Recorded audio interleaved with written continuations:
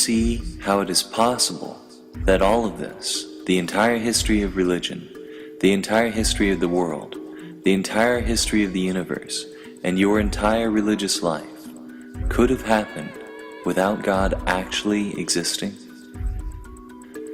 As I read this question, my mind walked through all the arguments I had made for God throughout my life. I had always assumed that the reason my intercessory prayers were not answered with a supernatural frequency was because intercessory prayers contradicted with God's omniscience.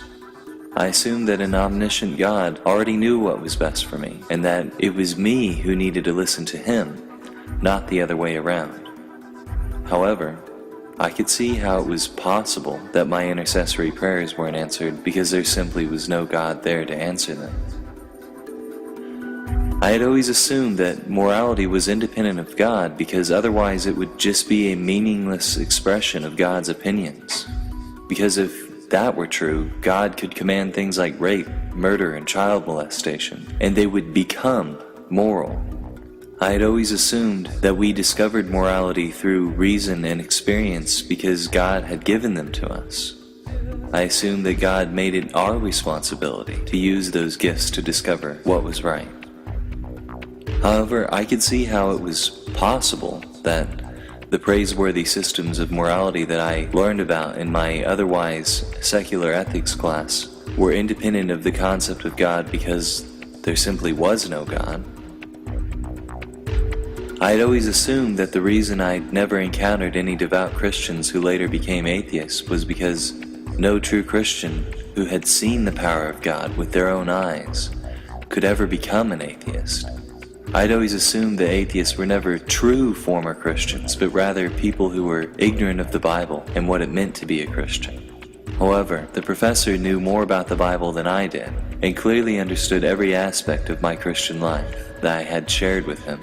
He had been a devout Christian, as confident in his own faith as I was in mine, until he had met Ramon Menendez-Pidal. The professor was someone who clearly had been a true Christian, and clearly and fully understood Christianity, even valued it, and yet, through research and investigation, had rejected it. So I could see how it was possible that the reason so many people stayed Christian wasn't because there really was a God, but simply because they just didn't know about the things that the professor had shown me. I'd always assumed that the Bible's origins were unknown to academia, and that we had no reason to doubt that it had been inspired by God.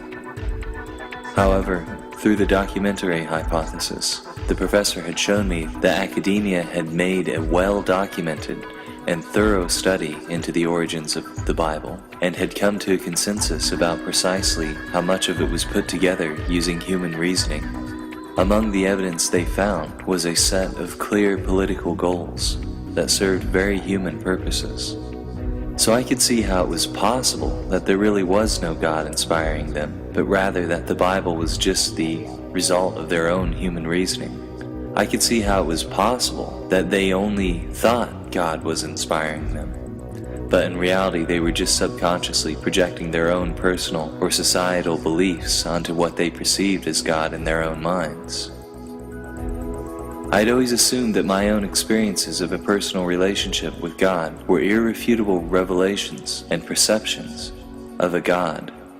However, I could see now how those experiences could be explained as simply the result of my own psychology. I could see how it was possible that I had simply been running a simulation of God in my own mind.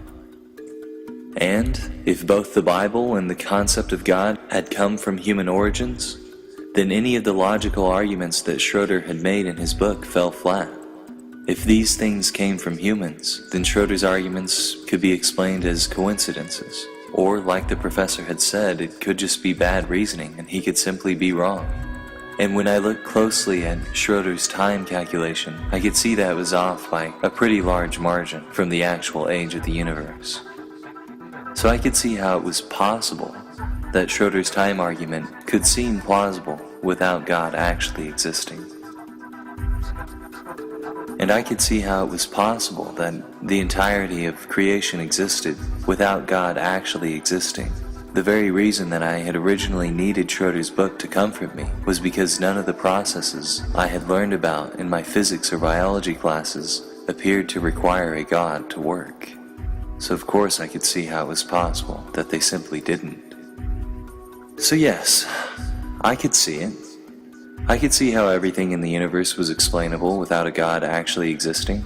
I could see how all the religious symbols and materials and experiences could have manifested without there actually being a God. I could see how it was all possible without a God guiding or creating or controlling anything. That is all it takes, the professor replied.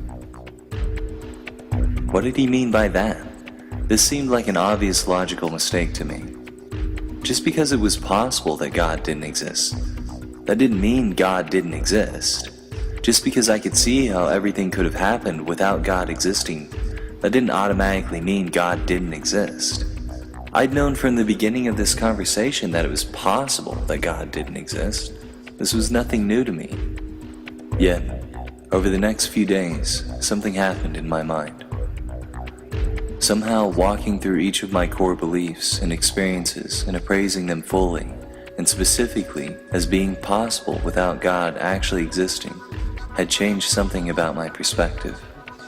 Somehow, walking through each detail and seeing how I didn't need God to explain any of it had changed the way I saw things.